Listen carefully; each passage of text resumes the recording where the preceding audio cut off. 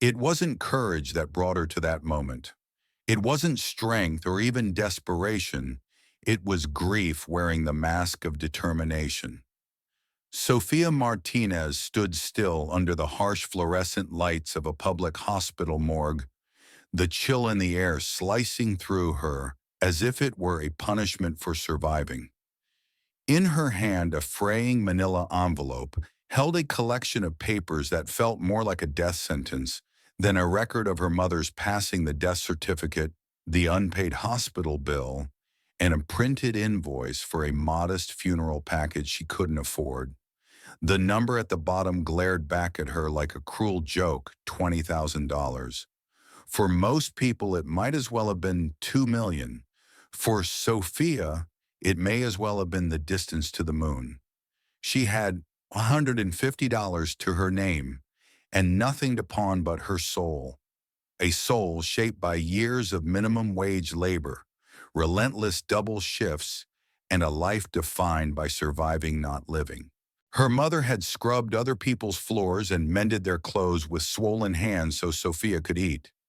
And now all Sophia had to give her in return was the prospect of being cremated anonymously, her remains dumped into an unmarked mass site for those who died as invisible as they lived. She stepped outside into Miami's neon-tinted night, the air sticky with the scent of salt street food and exhaust.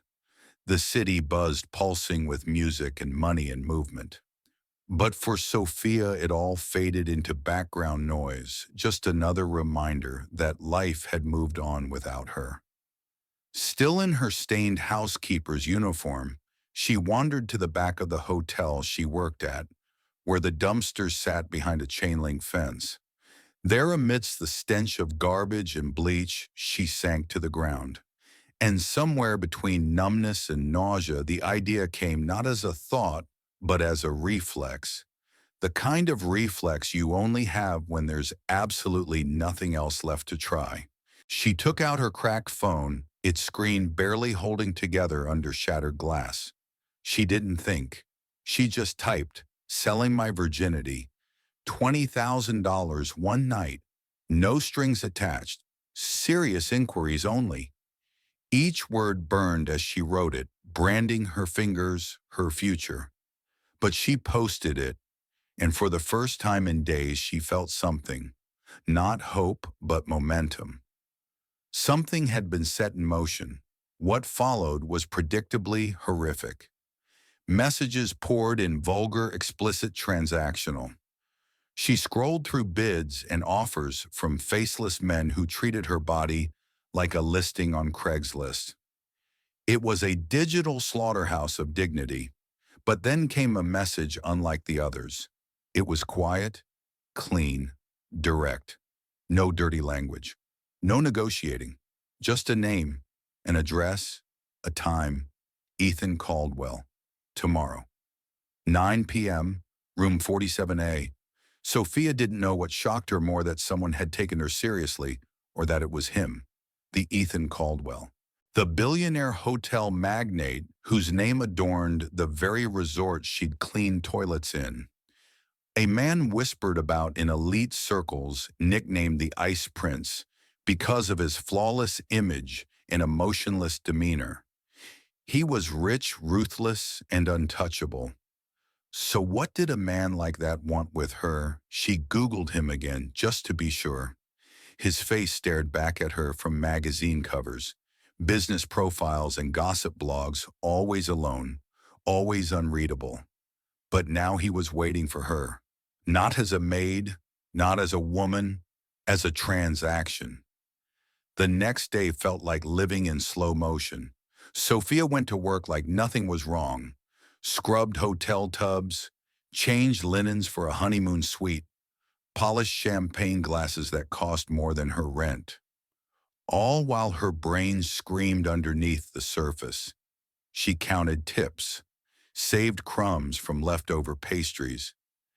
And when her shift ended, she sat alone in the locker room, staring at a second-hand black dress she'd bought with her last $8. It was wrinkled and a size too big, but it would have to do. Her mother didn't get choices. Neither would she. As night fell, the city glittered with possibility for everyone but her. She stood in front of Caldwell Oceanfront Suites, its revolving glass doors gleaming under chandelier light. Her reflection stared back at her tired eyes, blistered feet, a trembling hand clutching a thrifted purse. But she walked in anyway. The concierge greeted her politely, though his eyes flickered with recognition. Maybe he remembered her from cleaning suites. Maybe he'd seen the post. It didn't matter. She took the elevator alone, rising higher and higher until the city melted beneath her feet. The air on the 47th floor was different, thicker, quieter, expensive. Room 47A. She paused. Her hand hovered over the doorknob. A breath long and hollow left her body as she pushed the door open. Ethan was already there. He didn't smile, didn't leer. Just stood with a glass of whiskey, his shirt sleeves rolled to the elbows, eyes unreadable. He didn't ask for introductions, didn't offer wine.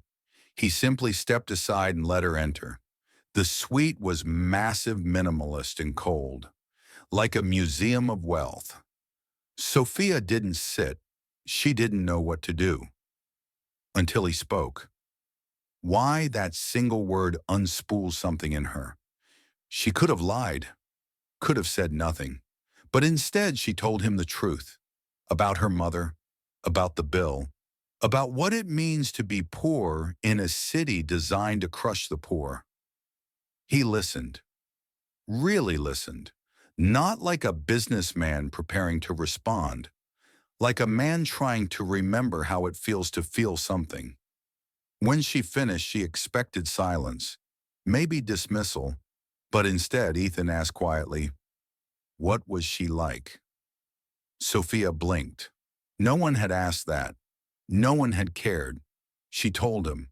Her mother was a seamstress, woke up before sunrise, fell asleep with a needle still in hand, always humming the same Spanish lullaby, prayed more than she ate, and loved Sophia like she was the only thing that ever mattered. When she finished, Ethan still hadn't moved. His expression had softened. Something in his eyes, not pity, not desire, but recognition. "I had a mother too," he said. "She loved lights more than me. My father loved power more than either of us." The room was quiet, but in that stillness, two orphans of different worlds sat across from each other, linked by loss, by silence, by the unspeakable weight of parents who shaped them and vanished. Ethan stood, placed his glass down, pulled a black duffel from under the table, unzipped it, revealing neat stacks of cash. No words, no conditions. Sophia took a step forward. Her hand trembled as it brushed the zipper, and for a moment she wasn't sure who she was anymore. A daughter, a seller, a survivor. When he finally reached out just to brush a loose strand of hair from her face, she almost flinched. The touch was so gentle it felt cruel, like being seen for the first time when all you wanted was to disappear. And yet she stayed. Subscribe our channel for more powerful stories about love, self-growth, and human connection, and turn on the bell so you don't miss the next emotional journey. The night was not passionate, it was not romantic. There were no whispered promises or trembling declarations. What happened in that room was transactional, yes, but it was also quiet, controlled, and oddly careful. No one claimed power. No one surrendered it either.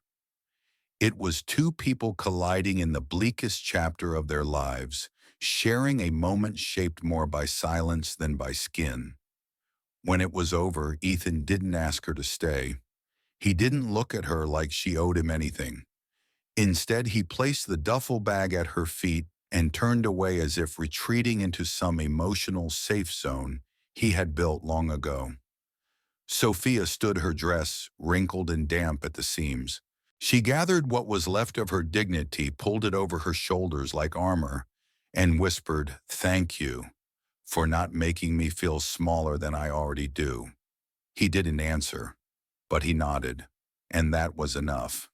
At dawn, Sophia stepped out into the morning air.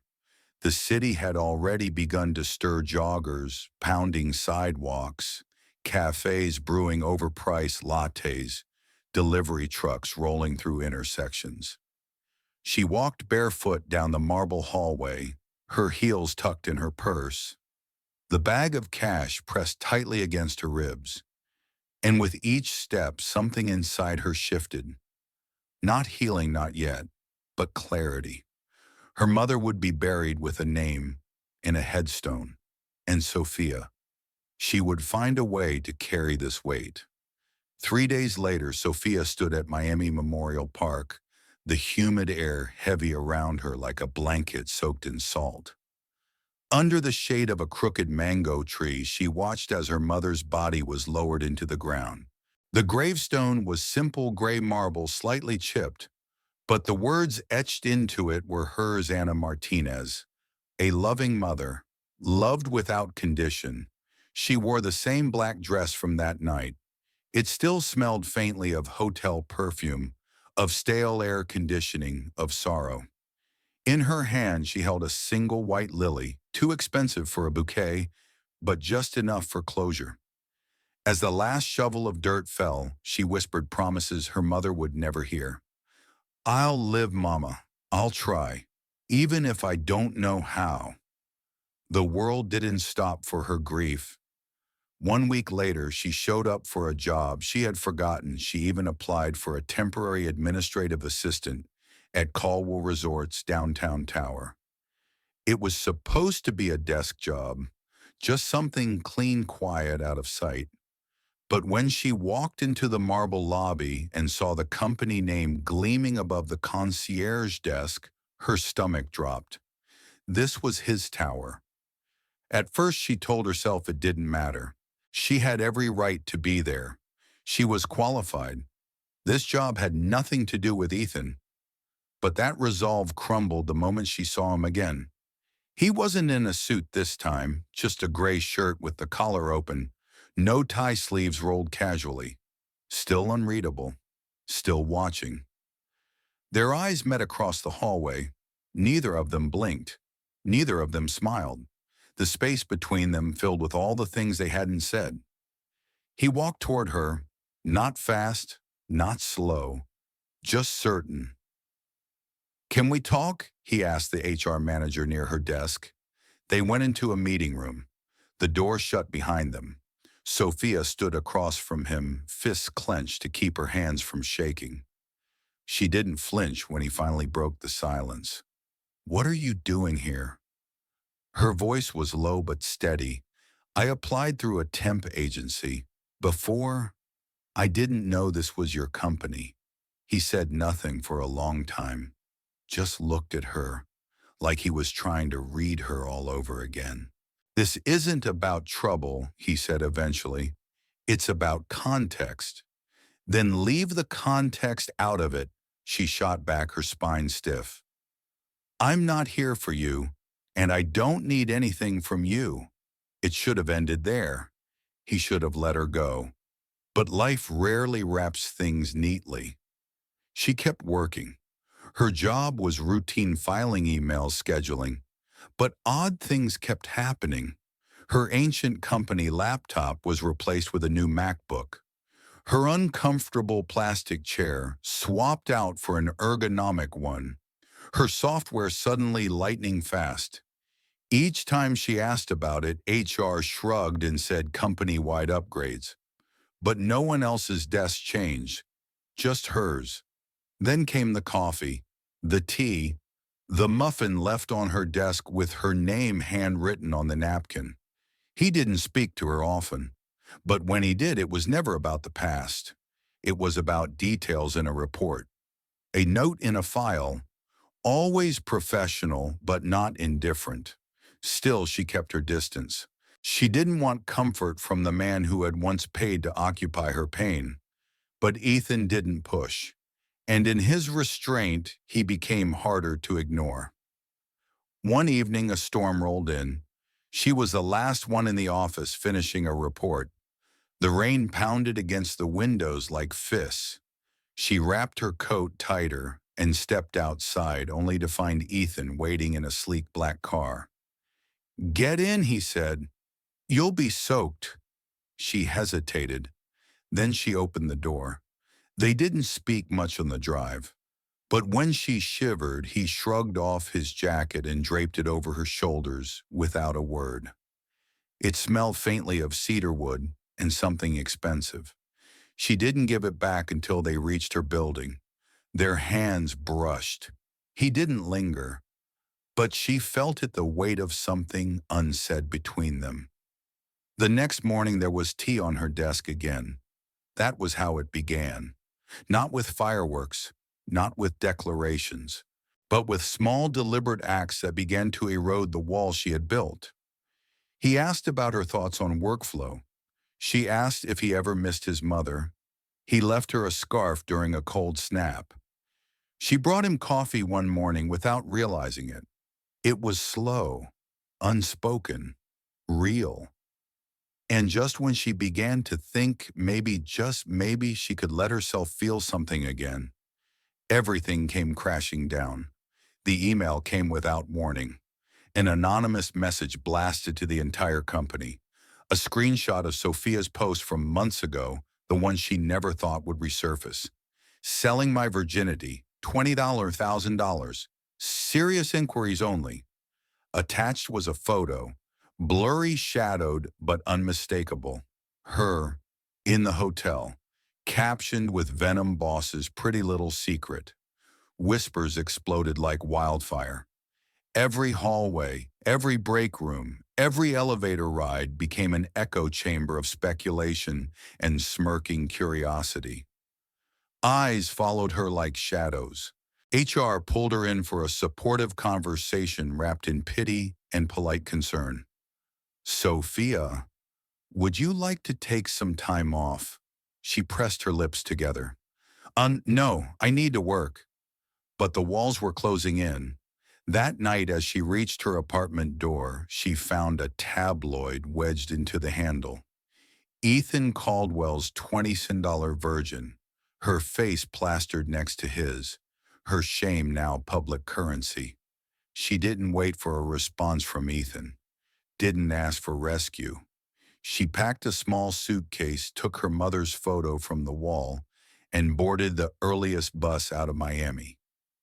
Destination Tampa, the only place left where her name wasn't attached to a headline. She didn't sleep on the ride, just stared out the window, rain streaking down like the memory of all the things she hadn't said. No more late-night rides. No more tea left at her desk. No more wondering if his silence meant protection or avoidance. This time she disappeared on her own terms. In Tampa, she found a sliver of anonymity. A library tucked between a laundromat and a pawn shop hired her as a clerk. It wasn't glamorous, it wasn't clean, but it was quiet. Nobody there whispered about her past. Nobody stared when she shelved books. No one knew she was the girl. And in that silence, Sophia began to reclaim her breath. Every night she read to kids whose parents dropped them off like secrets. She organized old donated paperbacks. She drank bad coffee and sat under dusty light bulbs. She existed, but even peace can ache. She still dreamed of him, of that night in the rain of his eyes, when he saw her at the funeral of his silence after the scandal. Had he looked for her? Had he tried? Or was she just another page in the ledger of his life? Then one morning everything changed. Sophia was flipping through a copy of The Atlantic when a co-worker gasped.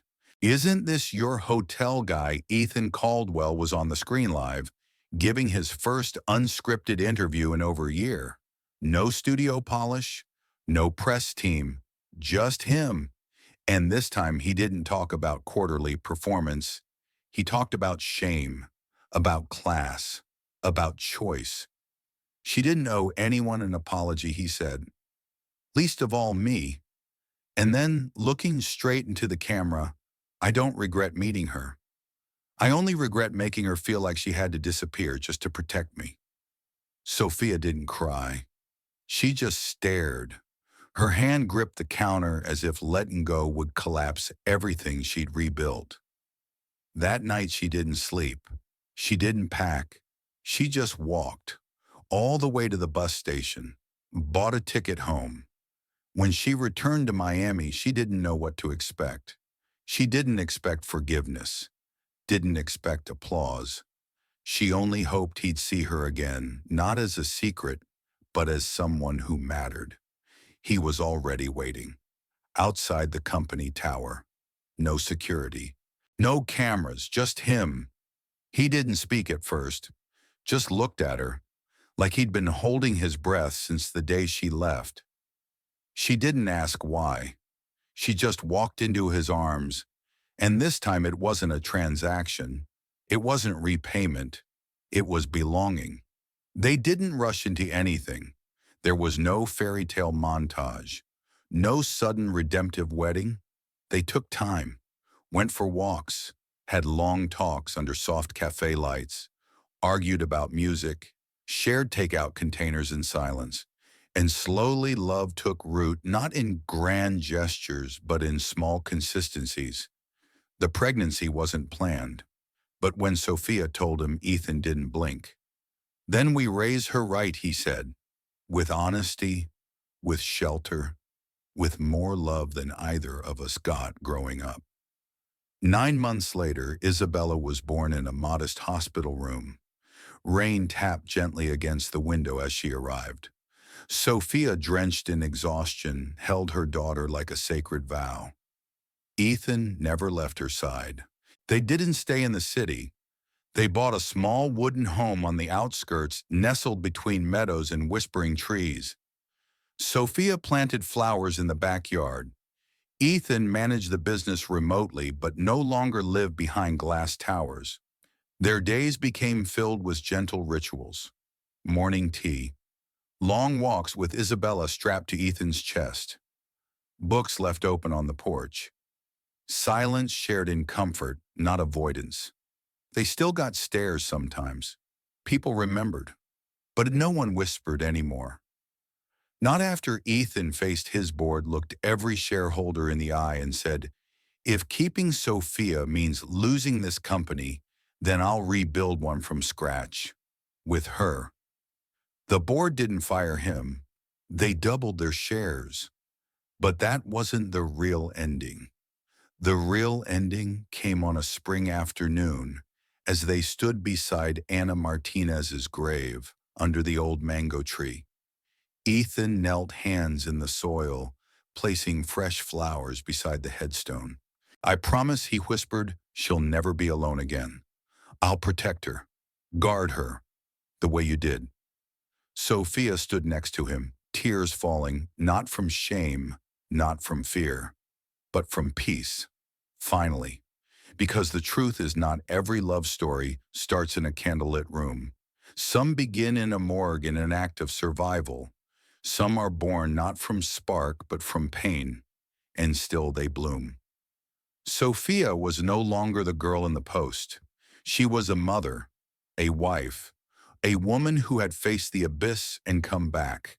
And Ethan was no longer the ice prince. He was the man who chose her not despite the world's judgment, but in defiance of it. So what does this story really teach us? It teaches us that shame should never be louder than empathy, that people are more than the worst decisions they've ever made, that wealth doesn't buy grace, but it can be used to give someone else a future. It teaches us that strength doesn't always roar. Sometimes it whispers. It whispers, "I'm still here," even when the world wants you to vanish. Sophia didn't sell herself. She sacrificed for love. And Ethan didn't save her. He stood beside her when it would have been easier to pretend she never existed. We all want to believe in stories that redeem, but the best ones aren't neat. They're messy. They're human. They challenge us to see people as more than labels, headlines, or mistakes. So if you remember anything from Sophia's story, let it be this. Everyone you meet is surviving something. Choose compassion, even when it's uncomfortable, especially when it's uncomfortable, because sometimes a person you judge for what they've done is the same person you'd admire if you knew why they did it. And real love starts when we stop measuring worth in purity or profit and start honoring courage in all its broken, beautiful forms. Thanks for staying with us until the end. If this story moved you, made you think, consider sharing it with someone who might need it today.